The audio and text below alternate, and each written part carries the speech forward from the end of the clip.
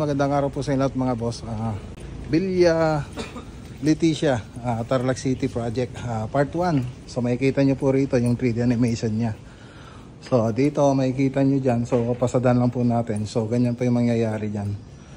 Yan po yung 3D animation nya. Tapos dito naman sa master bedroom. So yan po yung magiging itsura nya pag natapos. So 3D animation. Tapos dito naman sa may dining. So yan po yung magiging itsura nya pag natapos. Okay. So yan po. Tapos akit po tayo sa taas para makita nyo yung ibang design. So makikita nyo dyan, naka wood planks po to. Tapos may mga ilaw yung hagdanan. Okay. Tapos ditong banda, dito po yung magiging itsura nya pag natapos. Yan. Okay. So, kung pati kulay niya magagaya, ganyan po yung magiging itsura niya pag natapos mga boss. Okay, so yung 3D animation natin nakaktual po dito sa bahay. So, kahit ceiling lang po yung pinagawa sa atin,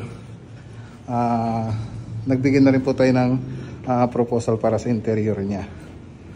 Okay, so ganyan po tayo tumanggap ng mga project.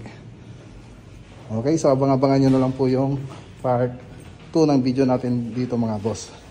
Tapos sa mga kwarto, cove design na lang po yung ibang ilalagay nating design.